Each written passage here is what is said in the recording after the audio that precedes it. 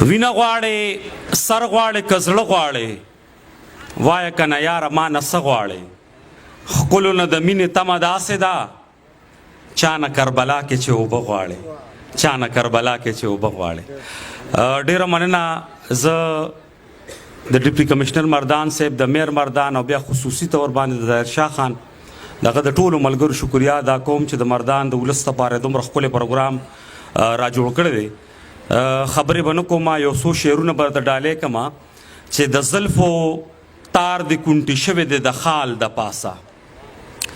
د زلفو تار د کونټې شوی دی د خال د پاسه لکه چې مار منجیله شوی وي د لال د پاسه په تور شونډو به د ښکلي یار نامه یادوي که ته هر څومره ګټې کېدې د بلال د پاسه په تور شونډو به د ښکلي یار نامه یادوي که ته هر څومره ګټې کېدې د بلال د پاسه او زما یقین دی دا ضله هم پښتونخوا کې راځي زما یقین دی دا ضله هم پښتونخوا کې راځي دلته د وینو دار ښکاري د دیوال د پاسه زما یقین دی دا ضله هم پښتونخوا کې راځي دلته د وینو دار ښکاري د دیوال د پاسه او راځه راځه چې د بڼ منځ کې په یو بل کې ورک شو زه به جوټې در کوم ته کښېنه د ټال د پاسه او راځه راځه چې د بڼ منځ کې په یو بل کې ورک شو زه به جوټې در کوم ته کښېنه د ټال د پاسه او جي ما ستا د تګ نه پس چرته خندلي نه دي او جي د دې خبرې کېږي به څه کال د پاسه او زه پې رقیب سېزمه دا به د احسان وي په ما سجادالدین نامه گل که د رومال د پاسه سجادالدین نامه گل که د رومال د پاسه یو ورکوټې غونته کې نظم ګوټې ویمه بیا به درنه اجازه تلمه چې او لږ روماني غونته کېدی چې له کوره ووتلم کار لتلمه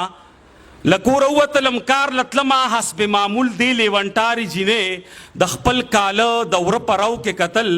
زما لیدو سره یې ور پرانسته او په غرضي نیت یې مری تازه کړه ما ځان شپېلې کو چابک پې تیر شم خدای خبر څه ځان سره وګورېده بیا یې د خان کاکا ماشوم بچي ته داسې اواز وکړو ګلمیر راشه تاله مې ښکلی کانکوک نیولی کانکوک ستاشه خو یو کار خو وکړه دا د بجلۍ بل واخله کلک ونیسه هغه روانه لږ ته یې وښایه لږ چې د مالت دا ګاونډی دی وایي چې په دې بل باندې نظر واچوه چې بل کې کله اخیري تاریخ دی ماشوم د لسو کانکوک په خاطر څه په ټوپونو زما خواله راغې او چونړه شوی بل یې لاس کې راکه او په وړکو کې داسې ووې چې په دې بل باندې نظر واچوه چې بل کې کله اخیري تاریخ دی ما چې بل پرانسته ومې کاته دې لیونۍ جینۍ د بل د پاسه د پښتو دا ټپه لیکلې وه چې ړنده کڼه در پسې ګرځم په لاس به راشه بچو خوښه به دې شمه